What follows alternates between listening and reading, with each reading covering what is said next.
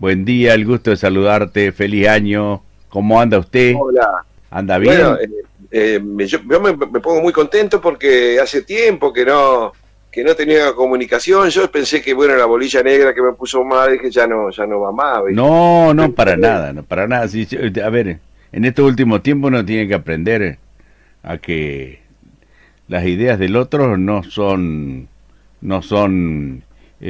una carta al enemigo. Uno tiene que estar bien parado en sus convicciones y entender que puede haber otra mirada, que puede haber otra postura, la comparta o no, pero es un hombre dedicado a la docencia, es una persona con una trayectoria de muchos años, así que para nosotros es un gusto instruirnos un poco, ¿eh? Instruirnos con tu mensaje, porque el último que metiste el dedo en la llaga, Luisito, es el campo en crisis o hay repartija de la torta. ¿Cómo es la cosa? claro, sí, sí, sí, porque sí, viene de hace mucho tiempo, del famoso conflicto, ¿no es cierto?, por la 125. No hay un solo campo en Argentina. Hay muchos productores, muchas situaciones y mucho tipo de producción. Y bueno, uno analiza a partir de la realidad de la alimentación, de la buena alimentación, que la mesa de los argentinos, el alimento que llega, el alimento fresco, la mayor parte proviene de los pequeños productores, de la agricultura familiar, de la producción campesina, y esa viene mal desde hace rato, y las políticas que se aplican jamás lo contemplan, al contrario, los perjudican, y son los que más nosotros deberíamos potenciar, porque son los que producen alimentos sanos, alimentos de cercanía, alimentos Claro. frescos, y lo que permite la supervivencia de los pequeños productores, ¿no es cierto?, que son los que debemos ayudar para que permanezcan produciendo alimentos. Y después está la producción grande, la que más ha crecido de los años 90, que son la producción de transgénicos, la grande producción de transgénicos, fundamentalmente soja, trigo, maíz y después trigo. Entonces son dos situaciones distintas. ¿Y quién nunca se preocuparon en general, ni las políticas públicas, ni las cúpulas de las entidades ruralistas, de la pequeña producción campesina, de la producción de alimentos frescos? Nunca se preocuparon. Y está muy dañada, y cada vez está más dañada porque el gobierno, para frenar el aumento de precio, por ejemplo, subsidió y permitió el ingreso de productos de la mesa familiar, ¿no es cierto?, de cebolla de Brasil, de tomate de Paraguay, y eso va en perjuicio directo de los pequeños Sí. productores. Ahora, pues, tenemos un dólar barato, llegan más baratos, pero cuando el dólar salte, que va a saltar sí o sí, tarde o temprano, eso va a encarecer muchísimo y nosotros no vamos a tener los productores en el campo. Eso es una preocupación, ese es un campo. Después está el campo de lo que producen los transgénicos, ¿no es cierto? Esos productos transgénicos es para exportación, no para alimentar a la población argentina, es para alimentar a los animales, a los chanchos, a los animales de China o de Europa.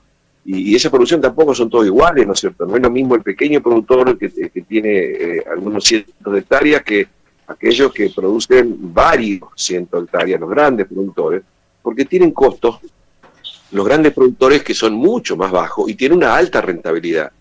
Y que las políticas públicas, cuando le aplican un impuesto, por ejemplo, el impuesto a las exportaciones, lo que se llama retenciones, le aplican el mismo impuesto para todo. Entonces, si yo tengo una pequeña explotación y tengo, vamos a suponer, una rentabilidad de un 30-35%, y hay otro que tiene una gran explotación con una rentabilidad del 100%, le aplican todo el 35%, entonces el chico lo matan. Exacto. Entonces, Déjame, aquí Luisito. tampoco no se preocuparon por eso, entonces solamente se preocupan cuando cae, obviamente que ha caído el precio internacional y el dólar está barato, entonces bueno, ahí se afectan hasta los grandes, ¿no? Ahí le doy pie a Omar Stricker, que es colega periodista de Aranguren, el profesor, este otro profesor que pisa fuerte, Luis Laferrier, Omar, que vale la pena escucharlo. Sí, que tuve el gusto de tenerlo como profesor en la cátedra de comunicación, de la licenciatura en comunicación, allá hace algunos años.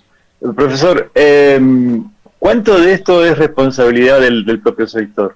Es que son modelos productivos que se fueron impulsando en Argentina, este modelo de la producción de transgénico, un modelo que nosotros criticamos mucho por los múltiples efectos negativos que tiene, fundamentalmente el impacto que tiene sobre el ambiente, sobre la calidad del suelo, porque el suelo va perdiendo calidad, los nutrientes no se reponen ni en un 30%, el suelo se va envenenando, las aguas también, los acuíferos se van envenenando y se va envenenando la gente. Entonces, y es una producción que no tiene como destino la alimentación sana de la población. Entonces, eso es un modelo que se fue impulsando por los grandes actores, ¿no es cierto? Entonces, ese sector es un sector que con las nuevas tecnologías obtiene alta rentabilidad porque se hace en un suelo como el argentino, que en comparación con el resto del mundo es uno de los suelos más fértiles. Entonces eso genera una renta muy alta, porque el precio internacional es un precio que tiene en función de los suelos de todos los promedios de los países, ¿no es cierto? Entonces el precio que se fija internacionalmente es muy alto en relación a la rentabilidad que tiene la Argentina. Ahora, hay momentos cíclicos donde ese precio baja. Cuando el precio sube, la pelea es por la distribución de la renta. Y cuando el precio baja es, bueno, no quiero perder nada, ¿no? Entonces acá hay responsabilidad de las políticas públicas y de las grandes corporaciones que han impuesto este modelo, en lugar de imponer un modelo que es el que nosotros señalamos, ¿no? De la agroecología, de la pequeña y diversificada producción de cercanía, que es lo que nos da lo que nos daría más autonomía a las pequeñas comunidades, frente a situaciones de crisis que pueden provenir o de colapsos energéticos que van a provenir seguro en los próximos tiempos. ¿Por qué? Porque cada vez es más escaso el petróleo y lo primero que va a colapsar son el transporte de larga distancia, ¿no es cierto? Nosotros producimos para vender a miles de kilómetros. Entonces, es algo de corto plazo, muy de corto plazo, y que cuando los precios internacionales se juegan entero a eso, y cuando los precios internacionales de la producción, digamos, fundamentalmente de la soja, ¿no es cierto?, cae, ahí se nota el impacto.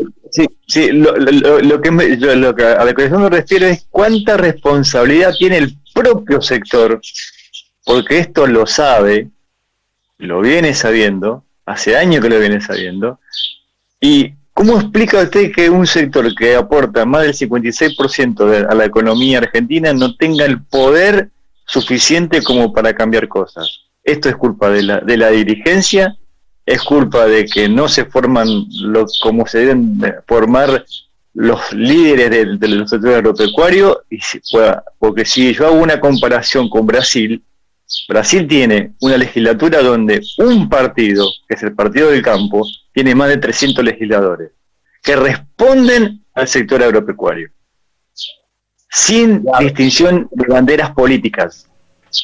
Van y apoyan al sector agropecuario. Y de eso estamos lejísimos. Apenas tenemos 5 o 6. Yo lo que pienso es que primero no se puede hablar de un sector agropecuario, porque son distintas situaciones. No es la misma situación del que produce alimento de cercanía para la población, ¿sí? Alimento para la comida, para la mesa de los argentinos, y el que produce para transgénico para exportación. Son productos diferentes, son destinos diferentes, y la situación en que se encuentra es diferente. Después está, dentro de los que producen para exportación, digamos, los productos transgénicos, el pequeño y el grande son distintos. Entonces, no se puede decir una sola representación. ¿Por qué? Porque son distintas. Yo si tengo que poner una retención o impuestos del Estado para exportación, ¿por qué? Porque los que exportan todos los transgénicos con las nuevas tecnologías, dada la fertilidad de la tierra en Argentina, tienen una renta extraordinaria. Y la pelea tradicionalmente... Fertilidad que lograron con la revolución de la hacienda directa, si no los campos estarían en este momento desastrosos. Sí, no, pero igual con eso? Están perdiendo fertilidad igual, porque... Totalmente, pero no al grado que hubiésemos perdido siguiendo con la labranza tradicional. Mira, la producción agroecológica, y hay mucha ya experiencia, no en el mundo, sino solo en el mundo, sino en Argentina. Conozco, Brasil está creciendo de una manera agigantada en ese aspecto. Pero eso es muy relativo, depende de qué es lo que miremos, ¿no es cierto? Porque vamos a empezar. Si uno hace el cálculo de cuál es la rentabilidad de la producción de los transgénicos, fundamentalmente de la soja, hay que ver qué es lo que pone en los costos de producción. ¿Por qué? Porque hay un montón de costos, que lo que se llama externalidades en economía, que no lo paga el productor, lo paga la comunidad. ¿Por qué? Por ejemplo, la contaminación, la pérdida de fertilidad del suelo, la contaminación de los acuíferos o afectar la salud de la población, que está demostrado ya por cientos de estudios científicos cómo afecta, cómo impacta la salud de la población. Como también hay estudios científicos que dicen lo contrario, o sea, estamos en la era de la posverdad. ¿A quién le creo? Y al profesor creerle un poquito. Para nada. No hay ningún estudio, digamos, esto yo lo he investigado, tengo recopilaciones de estudios científicos que son clarísimos. Acá empezó Andrés Carrasco, que era un investigador del CONICET, jefe del departamento de biología molecular en la UBA, que fue el primero que demostró que si el glifosato es inhalado por mujeres embarazadas en los primeros meses del embarazo, o tiene un aborto espontáneo o tiene un nacimiento con malformación. Profesor, pero ya no estamos hablando del glifosato que conocíamos 20 años atrás, estamos hablando de productos que son cada vez más banda verde, y que demuestran, por supuesto, ser más inocuos de lo que usaban, del DDT que se usaba antes para fumigación. Esto también hay que decirlo, porque la industria ha crecido de una manera exponencial con respecto al tema de mejorar la calidad de los productos fitosanitarios. Por eso tenemos una ley provincial. Claro, exactamente. La demostración de que estos son inocuos lo tienen las mismas empresas y los mismos laboratorios que hacen los controles entre sí. La Conavia está integrada fundamentalmente por el mismo lobby de los grandes productores y los grandes laboratorios, que entre ellos obviamente no se pisan la manguera y no dan ni siquiera los datos que avalen que es inocuo. Al contrario, están haciendo cada vez mayor intensidad de aplicación de los productos porque el producto se está haciendo más resistente a medida que cuando se empezaron a aplicar en relación a ahora. Es decir, cada vez está más intensivo, cada vez son más fuertes los efectos, y que haya una legislación que los esté permitiendo no es ninguna garantía.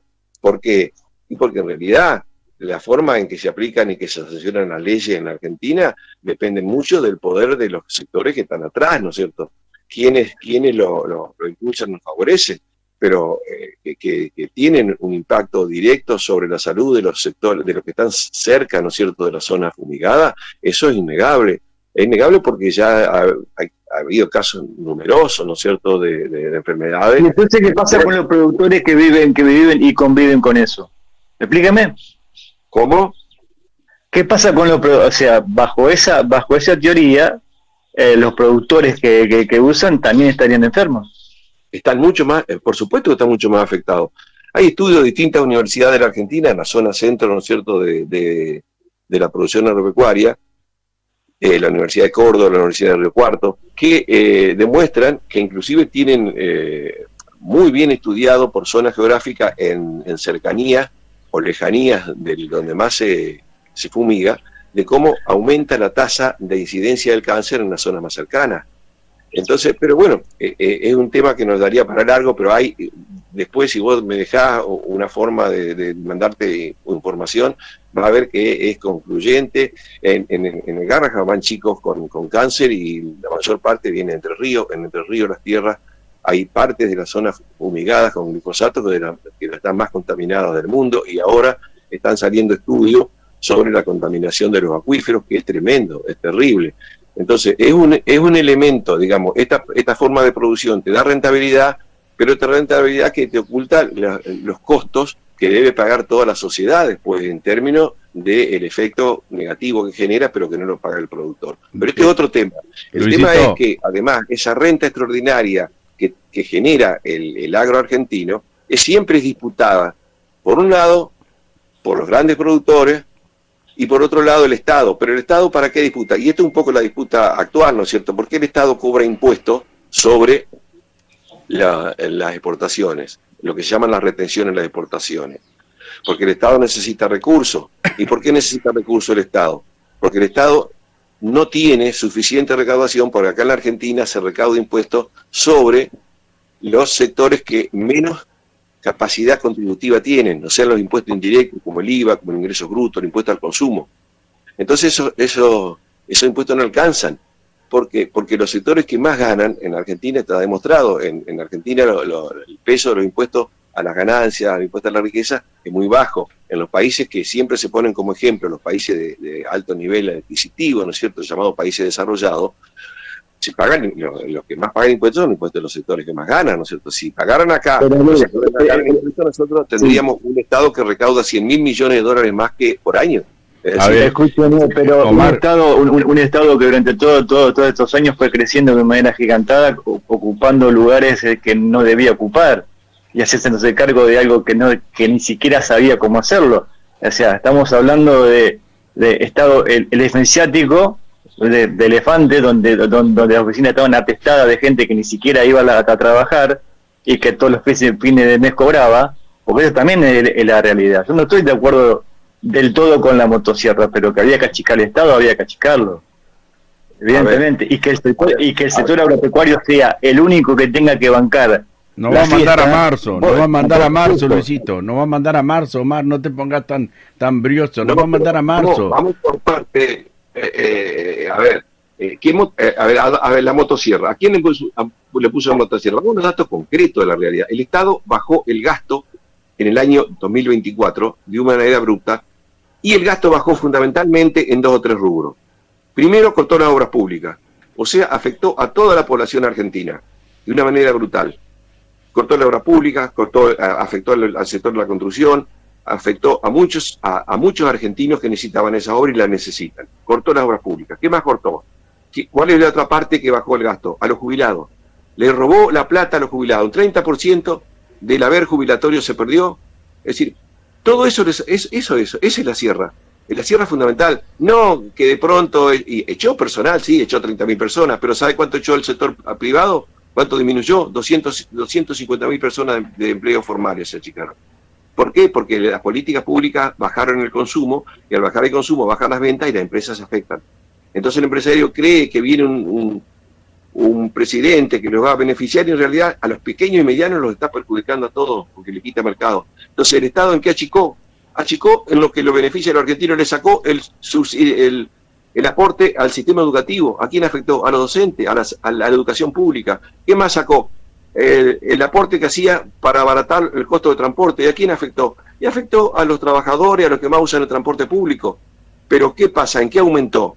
Y aumentó el gasto, fundamentalmente en pagar la deuda externa, una deuda externa que el Estado la asumió no para mejorar a los argentinos, sino para beneficiar a los usureros que siempre se siguen llevando parte de nuestra riqueza. Y eso fue lo que aumentó, lo que bajó de gasto el Estado, afectó negativamente a todo el argentino. La sierra no apareció porque las grandes corporaciones tienen ganancias, aumentaron del año 2023 al 2024 ganancias en más del 2.000, 3.000 y el 6.000%. Las grandes, los monopolios, ¿no es cierto? Sí. Entonces, hablar muy en genérico oculta las diferencias. Cuando uno dice el PBI argentino cayó el 3% el año pasado, es decir, la riqueza que se genera en Argentina bajó un 3%, pero no bajó todo igual. Esos 250.000 más los 250 de empleo informal, los 500.000 personas que perdieron laburo, no bajaron un 3%, bajaron un 100%, se quedaron sin laburo y sin ingreso. 500.000 familias. Y ¿quiénes más bajaron? Y bajaron los jubilados, y bajaron los trabajadores informales. Atento, Luis. Luis. El promedio dice una sola cifra que esconde que muchos cayeron y algunos crecieron. El sector agropecuario creció y fundamentalmente, ¿sabe quién? El sector financiero. Lo Luisito. Que hay hoy es una disputa por la renta agropecuaria entre los grandes productores y el sector financiero. ¿Por qué digo el sector financiero? Porque el Estado recauda para pagarle el tributo a los usureros. Bueno, primero saludarlo y después, bueno, la pregunta para mí, ¿no es cierto?, es siempre la misma. Yo estoy justamente coincido con él en lo que dice que no podemos igualar a todos. Me habla de un campo, por supuesto, de las grandes extensiones y demás. Y yo le hablo de lo que son, vamos a suponer, en las empresas de transporte. Vos tenés empresas que tienen, qué sé yo, 100, 200 camiones, y tenemos al gringo acá que tiene, o a la gente de Tabosi que tiene un solo camión. ¿Y cómo le va a pagar lo que paga, lo que quiere Moyano a su empleado? Y en ese rubro, o sea, ese rubro lo transporto a cualquier actividad. Nos regimos por ahí, o sea, hay que modificar todo, me parece. Estamos lejos. Sí, si me permitís, es cierto.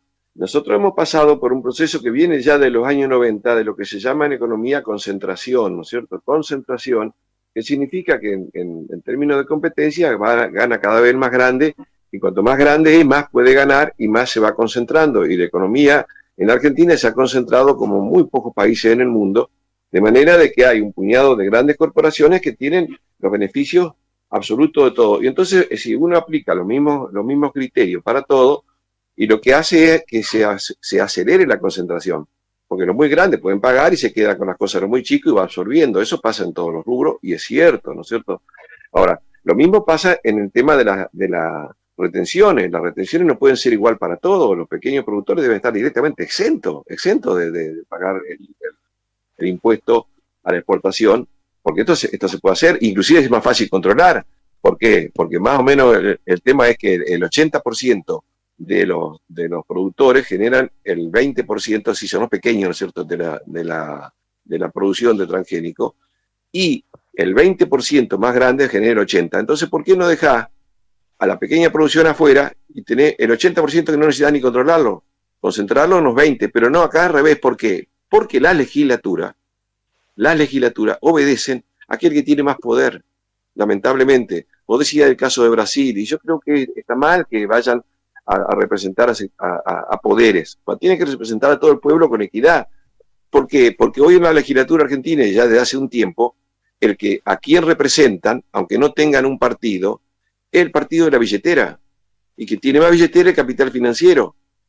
Entonces, hoy por hoy, el gobierno se tiene que repartir entre los grandes productores y el capital financiero, es decir, si tiene que bajar las retenciones para darle a los grandes productores o mantener las retenciones para recaudar y pagar el capital financiero, prefiere pagarle al capital financiero porque responden a ellos, ¿no es cierto? Entonces no le bajan las retenciones. Es una pelea por el reparto de la torta. Entonces, lo que estaba diciendo lo que decía en tu informe. Está muy claro. Este gobierno es el gobierno que menos legisladores propios ha tenido. Y sin embargo ha aprobado leyes, pero anticonstitucionales, aberrantes, con apoyo de todo. ¿Por qué? Con el apoyo fundamentalmente de la billetera. Digamos, tenemos que ser realistas. Esto no figura en los papeles. Teóricamente el gobierno de la democracia, el gobierno de todo, del pueblo, por el pueblo y con el pueblo, pero en realidad, a la hora de decidir, deciden con un sobre abajo. Bueno, Pochi. ¿Cómo podemos ir revirtiendo eso? Porque, por ejemplo, siempre hablamos del mismo ejemplo, creo que fue Toyota, no sé si en Rosario o Córdoba, que se iban a Brasil y le dijeron, no, vengan, vamos a hacer un acuerdo cerrado entre nosotros, empleados y dueños, hicieron un, memorando, no sé cómo decirle, un acuerdo propio, y hoy andan de 10. Sí, yo fundamentalmente lo que estoy convencido es que las políticas públicas responden a un modelo que tiene como prioridad a los grandes intereses. O sea, ¿por qué nosotros los argentinos, el común de los argentinos, ¿no es cierto?, que vienen sosteniendo con su esfuerzo y con su trabajo, desde los jubilados que estuvieron trabajando toda su vida hasta los trabajadores activos, en general trabajadores, digo, como puedo decir, trabajadores en relación de dependencia, trabajadores autónomos, pequeños empresarios, ¿por qué tienen que ir pagando la fiesta de los saqueadores? Nosotros tenemos una fuga de capitales fenomenal. Durante el kirchnerismo se fugaron más de 100.000 millones de dólares. Durante el gobierno de Macri, que fue mucho más corto, se fugaron la misma cantidad de 100.000 millones de dólares. Y este gobierno está promoviendo una fuga masiva Entonces los dólares no alcanzan porque es imposible abastecer a usureros que multiplican su ganancia en pesos y se los llevan en dólares. Por eso periódicamente el valor del dólar explota porque ya no hay más dólares. ¿Y por qué es insostenible la situación actual? Y esto va a explotar, no sé en qué momento, si la van a sostener hasta las elecciones ahora de este año o más. ¿Por qué? Pero más de uno dijo que iba a explotar el dólar, Luis. Ganancia a los especuladores, mientras sigue barato, ganan en intereses internos y compran el dólar barato y se lo llevan. En algún momento va a explotar y va a subir, y cuando suba, de nuevo vamos a tener episodios hiperinflacionarios. Entonces es el modelo económico lo que no está funcionando. Y en general el sistema político, más allá de los distintos partidos, responde a este modelo, a estos intereses. ¿Y qué es lo que tenemos que hacer? Y los argentinos tenemos que informarnos más, tenemos que preocuparnos más, porque si nosotros seguimos pensando que poniendo el votito cada 2 años, cada 4 años, nos van a solucionar los problemas los de arriba, ya sabemos que cada uno defiende sus propios intereses. Este es el tema. Está bien, por eso cada tanto es bueno escucharte, Luis, aunque tengamos miradas distintas, pero es bueno que podamos abrir la cabeza. Que podamos abrir la cabeza, necesitamos entendernos. La realidad es que todos los gobiernos no le dan ni 5 de bolilla al campo, esto está clarito. Para tal punto, desde el punto de vista doméstico, te decimos que hablamos hay 4 entidades de la mesa de enlace y nosotros hablamos con 2. Ahora posiblemente capaz que logremos charlar con alguien de Fedeco, pero viste, también el sector se tiene que hacer cargo, y es cierto, el campo no ha tenido la preponderancia que debe tener en un sector que alimenta a la Argentina y alimenta a gran parte del mundo. Hay un informe ahí sobre la rentabilidad que es preocupante, sobre el maíz, sobre la soja. Digo, bueno, ¿por qué seguir sembrando si perdés plata, no? El productor tampoco puede sembrar para perder plata, ¿no? Sí, seguro, pero fundamentalmente el pequeño y mediano productor es el que más pierde, sí. Y eso hace que se acelere la concentración, porque los grandes son los que tienen más espalda, los que pueden aprovechar, ¿no es cierto?, para quedarse con más mercado y con más y con más ampliación, digamos, de la producción. Entonces, el tema es que las políticas diferenciales, mientras no haya políticas diferenciales, tratar igual a 2 sectores distintos. Es como si nosotros dijéramos en el deporte, ¿no es cierto?, pusiéramos a jugar a chicos de 12, 13 años con grandes. Y bueno, sí, los grandes los aplastan. Y bueno, porque sí. ¿No es el momento histórico en la Argentina de que los gobernadores se pongan los pantalones y cambien una vez por todas la ley de coparticipación federal, que de por sí ya es atractiva? Sí, la ley de coparticipación federal en realidad se viene violando en perjuicio de las provincias. La última modificación fue en el año 88 con el gobierno Alfonsín, ¿sí?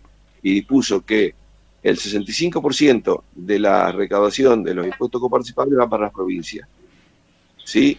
Y el resto el 57, 43 para la nación. Y resulta que la nación fue modificando unilateralmente eso y terminó dejando a las provincias, en lugar del 57, un 30%. Es decir, no se cumplen las leyes. En realidad no se cumplen. Y las provincias siempre... y esos son recursos que le sacan ilegítimamente a las provincias, que nos pertenecen a todos los argentinos. Sí. Bueno, entonces estamos en el momento ideal porque tenemos gobernadores que están sentados sobre riquezas, porque en cada parte del país tiene riquezas. Tenés el sur con petróleo, tenés el norte con minerales, tenés el centro con... No es hora de que los gobernadores se pongan los pantalones en serio y digan, che, esto así no puede más, porque además tampoco tenés poder político con un presidente que tiene tres legisladores propios. Es el momento. ¿Cuándo si no? Claro, pero en general... el avance del Estado Nacional, del centralismo, ¿no es cierto?, sobre las provincias, los hace tremendamente dependientes de la nación, porque las provincias tienen los recursos, pero que lo que se quedan los recursos no es solo la nación. ¿Por qué se queda la nación? Porque la nación transfiere los recursos a los acreedores y a las grandes corporaciones.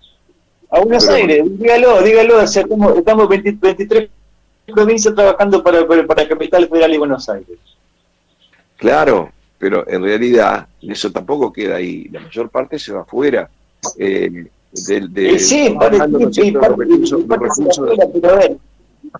Por ejemplo, los recursos...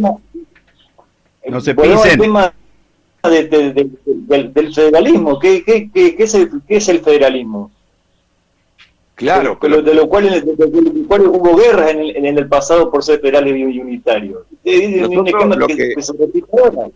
El federalismo figura en teoría, ¿no es cierto? Nosotros tenemos gobierno republicano, representativo y federal, pero en realidad nada de eso existe, y lo federal menos, ¿no es cierto? ¿Por qué? Porque está el poder que ha tomado el centralismo porteño, digamos, sobre los recursos, que las provincias son totalmente dependientes de la nación, son totalmente dependientes de la nación. Bueno, porque, ¿y eso no pasó históricamente en la Argentina? Sí, y hay Cuando Paraná fue capital nacional, en bueno, la época de antes, Urquiza.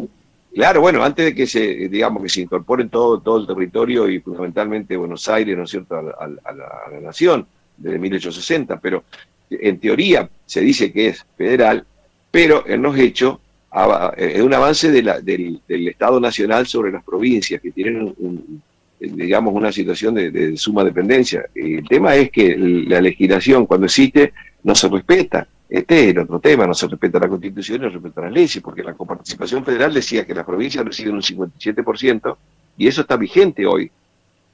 Tendrían que recibir eso, pero estaban recibiendo llegó hasta recibir menos del 30%. Y la nación, cuando las provincias son los que tienen la prestación que reciben los habitantes de la Argentina. O sea, ¿quién presta la salud pública en las provincias? El Estado provincial. La educación, la provincia. La seguridad, la justicia, las provincias. Entonces, ¿y por qué la nación se queda eso? Porque en este periodo del último medio siglo en la Argentina, la nación cumple un rol, sacar los recursos para pagar los intereses de la deuda y mantener a las grandes corporaciones. Igualito. Profesor, gracias por este tiempo y bueno, durante el año estaremos hablándolo para meter un poco el dedo en la llaga, para poner el dedo en el ventilador.